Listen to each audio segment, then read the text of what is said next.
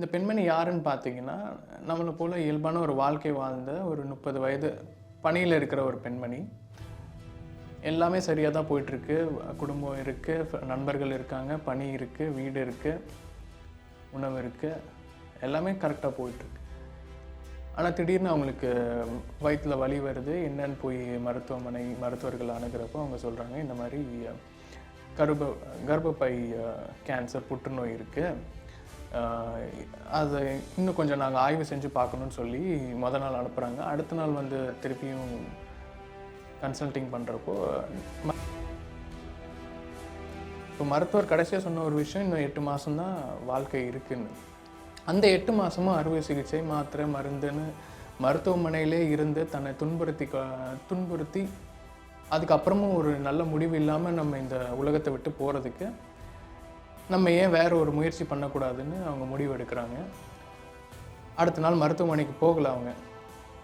மாறா என்ன பண்ணாங்கன்னா, எண்ணங்கள் எல்லாமே தூய்மைப்படுத்திட்டாங்க. அந்த நோயின்னு ஒண்ணு நமக்கு இருக்குங்கிறதே ஒதுக்கி வச்சுட்டு, இது என்னோட வாழ்க்கை, இதை நான் இந்த மாதிரி தான் வாழ போறேங்கிற ஒரு நிலைக்கு வந்துடுறாங்க. அதுக்கு தொந்தரவா இருக்கிறது, இல்லை அதுக்கு முரணா இருக்கிற அத்தனை விஷயங்களும் நீக்கிட்டாங்க. ஈவிரக்கமின்றி நீக்கிட்டாங்க.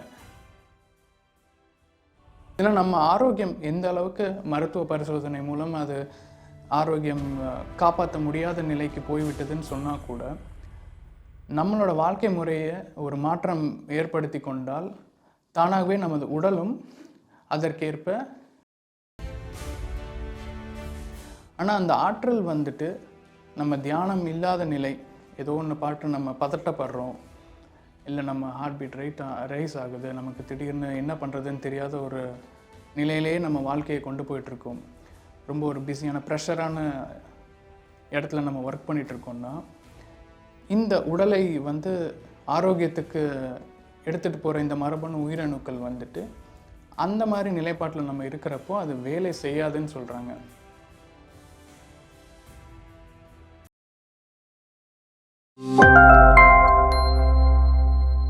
தியான குடும்ப நண்பர்களுக்கும் ஆசான்மார்களுக்கும் வணக்கம். நம்மளோட இந்த தியான வாழ்க்கையில் தினந்தோறும் சதன சாங்கத்தியா, சுவாத்தியாயம் மற்றும் நம்மளோட சாதனா மூலமாக கூட நம்ம நிறைய கற்றுக்கிட்டே வரோம். நம்மளோட தியான வாழ்க்கையை மெருகேற்றிக்கிட்டே இருக்கோம். இன்றைக்கி அந்த தியான வாழ்க்கையை இன்னும் சிறப்பிக்க நம்ம ஏற்கனவே பார்த்த mind to matter by Dawson Church புக்கில் சில தொகுப்புகளை பார்க்கலாம். ஆரோக்கியத்தை பற்றி அவர் அவர் அதில் ஷேர் பண்ணியிருக்கிற சில விஷயங்கள் இன்றைக்கி நம்ம ஒரு கதையாக பார்க்கலாம். மைண்ட் டு மேட்டர் புத்தகத்தில் அந்த ஆத்தர் டாசன் சர்ச் அவர்கள் வந்துட்டு அடிலின்னு ஒரு பெண்மணியை 1980s 1980களில் சந்திக்கிறாரு. இந்த பெண்மணி யாருன்னு பார்த்தீங்கன்னா, நம்மளை போல் இயல்பான ஒரு வாழ்க்கை வாழ்ந்த ஒரு 30 வயது பணியில் இருக்கிற ஒரு பெண்மணி. எல்லாமே சரியாக தான் போயிட்டுருக்கு. குடும்பம் இருக்குது, நண்பர்கள் இருக்காங்க, பணி இருக்குது, வீடு இருக்குது, உணவு இருக்குது. எல்லாமே கரெக்டாக போயிட்டுருக்கு. ஆனால் திடீர்னு அவங்களுக்கு வயித்துல வலி வருது. என்னன்னு போய் மருத்துவர்கள் அணுகுறப்போ அவங்க சொல்கிறாங்க, இந்த மாதிரி கர்ப்பப்பை கேன்சர், புற்றுநோய் இருக்குது.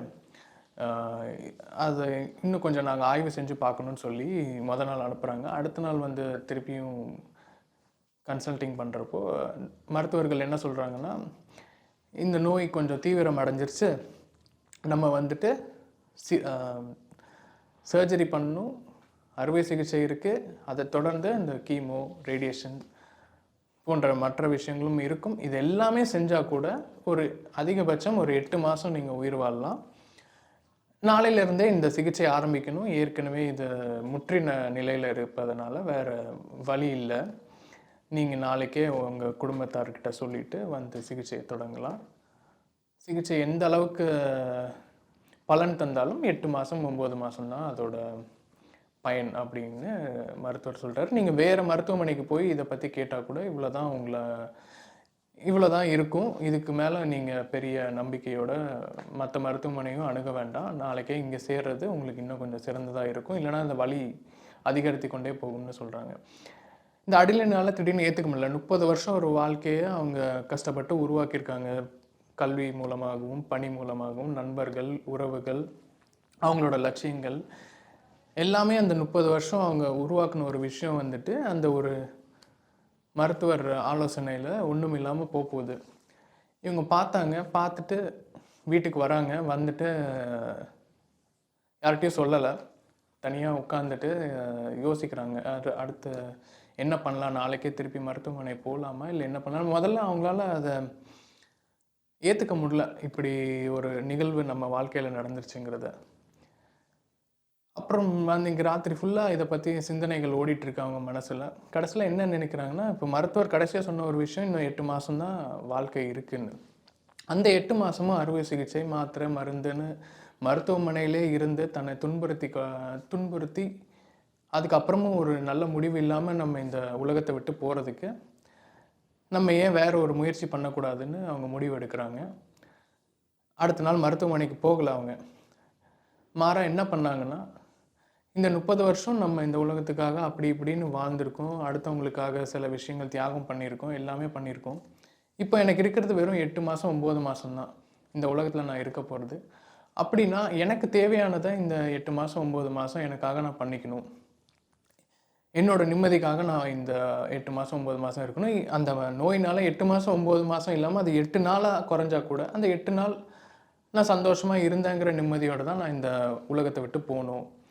எனவே இந்த சிகிச்சையை நான் தொடர போகிறதில்ல அப்படிங்கிற முடிவு எடுக்கிறாங்க. தன்னோட கணவர்கிட்டையும் இதை சொல்கிறாங்க. இந்த மாதிரி இருக்குது, நான் சிகிச்சையை தொடர போகிறதில்ல, நான் என்னோடய பணியையும் தொடரப்போவதில்லை.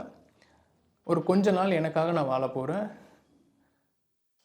இதை நீங்கள் ஏற்றுக்கிட்டு தான் ஆகணும். என்ன எதுவும் ஏன்னா மருத்துவர் வந்து கை விரிச்சிட்டாரு. சிகிச்சை கொடுப்போம், ஆனால் அதுக்கான பயன் பெருசாக இருக்காதுன்னு சொல்லிட்டாரு. அவர் கணவரும் சரி என்று ஓகே, முடிந்த அளவுக்கு நான் என்னோடய உதவியும் செய்கிறேன்னு சொன்னதுக்கப்புறம் இவங்க வாழ்க்கையை டோட்டலாக மாற்றுறாங்க. காலையில் எந்திரிச்சதுலேருந்து திருப்பி ஓய்வுக்கு போகிற ஒவ்வொரு நிமிஷத்தையும் இவங்க எப்படிலாம் மாற்றலான்ட்டு. ஸோ அவங்க காலையில் மிக நீண்ட தூரம் கலிஃபோர்னியா மாகாணத்தில் இருக்கிறதுனால அங்கே இருக்கிற அந்த இயற்கை சூழ்ந்த இடங்களில் வாக்கிங், நடைப்பயிற்சி, முடிந்த அளவுக்கு இயற்கையோடு செலவிடுறாங்க காலை பொழுது. அப்புறம் வீட்டுக்கு வந்து புத்தகங்கள், நல்ல பாசிட்டிவ் தாட்ஸ், அவங்க உடல் ஆரோக்கியத்திற்கு இன்னும் மெருகேற்றி கொள்ளக்கூடிய விஷயங்களான உணவுகளை மட்டும்தான் சாப்பிட்றாங்க. பணிக்கு போவதில்லை. நண்பர்களையும் வந்துட்டு முடிந்த அளவு அவங்களோட வாழ்க்கையை எந்தவித துன்பங்கள் வந்தாலும் அதை ஏற்றுக்கொண்டு அவர்களுக்கு ஒரு பாரமாக இல்லாத நண்பர்களை மட்டும்தான் வச்சுக்கிறாங்க. ஒரு 2-3 பேர் தான் வச்சுக்கிறாங்க. மற்றவங்கெல்லாம் இப்போதைக்கு நான் என் லைஃப்பில் வேண்டான்னு ஒதுக்கி வச்சிட்டாங்க. நீண்ட நேரம் குளியல் அறையில் அந்த இயற்கை நீரால் தன்னை தூய்மைப்படுத்திக்கணும். அந்த வாட்டர் ஒவ்வொரு டைம் நம்மளை க்ளீன் பண்ணுறப்போ நம்ம உடம்புல இருக்கிற அந்த நோய் நம்மளை விட்டு போகிற மாதிரி ஒரு கிளென்சிங் ப்ராசஸ் நடக்குதுங்கிற மாதிரி அவங்க காலை மாலை மதியம் எல்லாம் பண்ணுறாங்க. தியானம் தொடர்ந்து செஞ்சுக்கிட்டு இருக்காங்க. ஸோ அவங்க ஒவ்வொரு நாளுமே தியானம், மைண்ட்ஃபுல்னஸ், இயற்கையோட நேரம் செலவிடுவது, புத்தகம் வாசிப்பது, ஆன்மீக ஸ்பிரிச்சுவல் புக்ஸ் தான் வாசிக்கிறாங்க. இயற்கையான உணவு மட்டும். பேச்சும் சரி, அவங்க காதில் கேட்குற விஷயமும் சரி, எல்லாமே வந்துட்டு ஒரு துளி கூட அவங்களுக்கு வந்துட்டு ஒரு நெகட்டிவிட்டி தன்னோட உடம்புக்கு போயிடக்கூடாதுங்கிறத மிக கவனமாக வச்சுட்டு அவங்க வாழ்க்கையை அப்படி கொண்டு போகிறாங்க. ஸோ இந்த தியானம் வந்துட்டு அவங்க பெருசாக அந்த 30 வயசில் அதுக்கு முன்னாடி பெருசாக பண்ணது கிடையாது.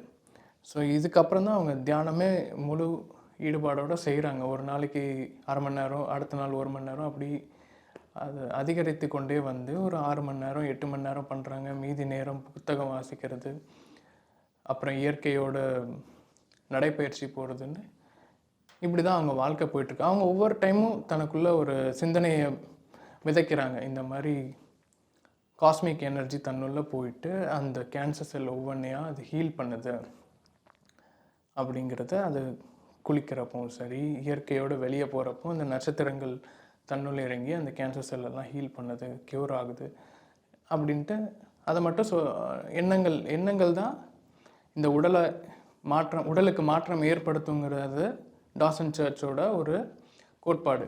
அதுக்கேற்ற மாதிரி தான் இவங்க எண்ணங்கள் எல்லாமே தூய்மைப்படுத்திட்டாங்க. அந்த நோயின்னு ஒன்று நமக்கு இருக்குங்கிறதே ஒதுக்கி வச்சுட்டு, இது என்னோடய வாழ்க்கை, இதை நான் இந்த மாதிரி தான் வாழ போகிறேங்கிற ஒரு நிலைக்கு வந்துடுறாங்க.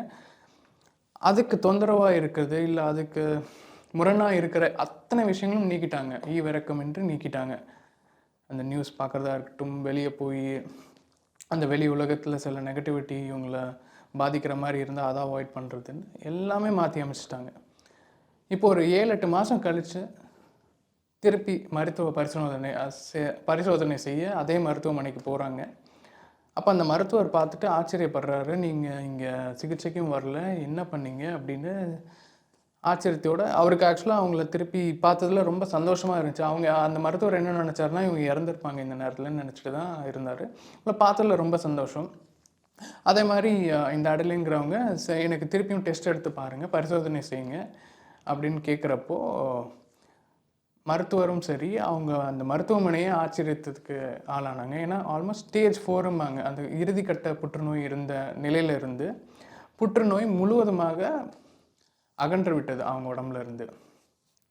ஸோ இந்த அடலின் பெண்மணியை டாசன் சர்ச் இன்டர்வியூ எடுத்து அதை இந்த புத்தகத்தில் ஒரு தொகுப்பாக கொடுத்துருக்காரு. அதில் என்ன சொல்கிறாருன்னா, அந்த 8 மாதம் கழித்து அவங்க திருப்பி அந்த பரிசோதனை செய்கிறப்போ எந்த நோயுமே இல்லை அவங்க உடம்புல. அப்புறம் அவங்க தொடர்ந்து வந்துட்டு இதே வாழ்க்கை முறையை முடிந்த அளவுக்கு வாழ்ந்து வந்தாங்க. ஒரு 7-8 வருஷம் கழித்து கூட அந்த டாசன் சர்ச் அவங்கள சந்திச்சிருக்காங்க. அப்போ கூட அவங்க நல்ல ஆரோக்கியத்தோடு தான் இருந்திருக்காங்க. ஸோ இது மூலமாக என்ன தெரியுதுன்னா, நம்ம ஆரோக்கியம் எந்த அளவுக்கு மருத்துவ பரிசோதனை மூலம் அது ஆரோக்கியம் காப்பாற்ற முடியாத நிலைக்கு போய்விட்டதுன்னு சொன்னால் கூட, நம்மளோட வாழ்க்கை முறையை ஒரு மாற்றம் ஏற்படுத்தி கொண்டால் தானாகவே நமது உடலும் அதற்கேற்ப மாறக்கூடும் என்பது தான் இந்த கதை மூலமாக டாசன் சர்ச் சொல்கிறாரு. ஸோ அந்த அடலின் செஞ்ச ஒரே விஷயம் என்னென்னா, தன்னோட உடம்பு அதுக்கு ஒரு தீர்வற்ற ஒரு நோய் வந்தால் கூட அது மீண்டும் தன்னோட பழைய நிலைக்கு வர முடியும். நம்மளோட வாழ்க்கையை நம்ம சந்தோஷமாக தியான முறைப்படி சில பாசிட்டிவ் விஷயங்கள் மட்டுமே நிரம்பி வச்சுட்டு நம்மளை சூழ்ந்து இருக்கிற மாதிரி உருவாக்கிக்கிட்டு நம்ம வாழ்க்கையை நகர்த்தி போனால் எந்தவித நோயாக இருந்தாலும் அது தீர்க்கக்கூடும் அப்படிங்கிறாரு. இதுக்கு அறிவியல் பூர்வமாக நம்ம பார்த்தோன்னா கூட டாசன் சர்ச் என்ன சொல்கிறாருன்னா, ஆழ்ந்த தியானத்துக்கு போகிறப்போ நம்ம உடம்புல இந்த மரபணு உயிரணுன்னு சொல்கிற விஷயங்கள்லாம் இருக்குல்ல, அது வந்துட்டு இன்னும் கொஞ்சம் ஆக்டிவேட் ஆகும். இந்த நம்ம உடம்பை சுயமாக ஹீல் பண்ணுற அணுக்கள் ஆழ்ந்த தியானத்தில் நம்ம இருக்கிறப்போ அதோட பணி அதிகமாகும். இது நம்ம தியானத்தில் இருக்கிறப்போ நமக்கு தெரியாது. ஆனால் தொடர்ந்து தியானம் செய்ய செய்ய என்ன ஆகும்னா, இந்த மரபணு உயிரணுக்கள் நமது உடம்பை ஒரு அணு இருக்கிற இடத்துல இருந்து கூட அது குணப்படுத்தி கொள்ளும். அந்த உயிரணு மரபணுங்கிறது வந்துட்டு ஒவ்வொரு செல்லையும் அதை ரிப்பேர் பண்ணுங்கிறாங்க, ஒவ்வொரு அணுலையும் அதை ரிப்பேர் பண்ணும் அப்படிங்கிறாங்க.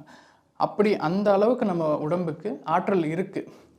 ஆனால் அந்த ஆற்றல் வந்துட்டு நம்ம தியானம் இல்லாத நிலை, ஏதோ ஒன்று பாட்டு நம்ம பதட்டப்படுறோம், இல்லை நம்ம ஹார்ட் பீட் ரைஸ் ஆகுது, நமக்கு திடீர்னு என்ன பண்ணுறதுன்னு தெரியாத ஒரு நிலையிலேயே நம்ம வாழ்க்கையை கொண்டு போயிட்டுருக்கோம். ரொம்ப ஒரு பிஸியான ப்ரெஷரான இடத்துல நம்ம ஒர்க் பண்ணிகிட்ருக்கோம்னா, இந்த உடலை வந்து ஆரோக்கியத்துக்கு எடுத்துகிட்டு போகிற இந்த மரபணு உயிரணுக்கள் வந்துட்டு அந்த மாதிரி நிலைப்பாட்டில் நம்ம இருக்கிறப்போ அது வேலை செய்யாதுன்னு சொல்கிறாங்க. ஸோ இது அறிவியல் சார்ந்த ஒரு ஆய்வில் டாசன் சர்ச் சொல்கிறாரு, நம்ம தியான நிலையில் இருக்கிறப்போ நம்மளோட மன ஓட்டம், நம்மளோட மின்காந்த புலமும் நம்மக்கிட்ட இந்த தியான நிலை இல்லாமல் ஒரு படபடப்பு இருக்கிறப்போ அந்த மின்காந்த புலமும் பயங்கரமாக வேறுபடும். இந்த வேறுபாட்டில் சில உயிரணுக்கள், சில மரபணுக்கள் வேலை செய்யாமலும் போகலாம். அந்த உயிரணுக்கள் வேலை செஞ்சால் தான் நமக்குள்ள ஒரு ஹீலிங் நடக்கும்.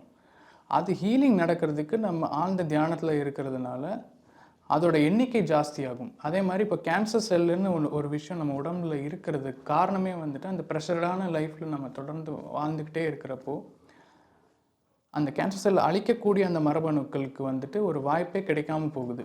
அந்த மரபணுக்கள் உயிர் பெற்று அதன் பணியை தொடர்வதற்கு நம்ம ஆழ்ந்த தியான நிலையில் இருந்தால் தான் அது பணி செய்வதற்கான சூழல் உருவாகும். அந்த சூழலை நம்ம ஏற்படுத்தாமல் நம்ம தொடர்ந்து ஓடிக்கொண்டே இருக்கிறோம் என்றால் நமக்கு தொடர்ந்து அந்த நோய்க்கான அறிகுறிகள் வந்து கொண்டே இருக்கும், நோயும் அதிகரித்து கொண்டே போகும்.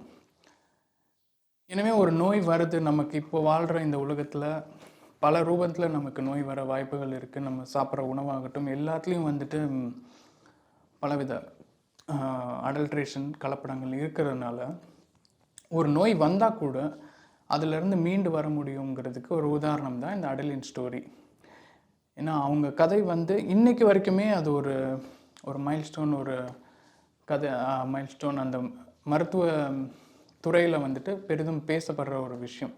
எப்படி நம்மளோட வாழ்வியல் முறையை மாற்றி அமைத்தால் அதன் மூலம் ஒரு நோயிலிருந்து விடுபட முடியும் என்பதற்கு ஒரு சிறந்த உதாரணமாக இருக்கிறது.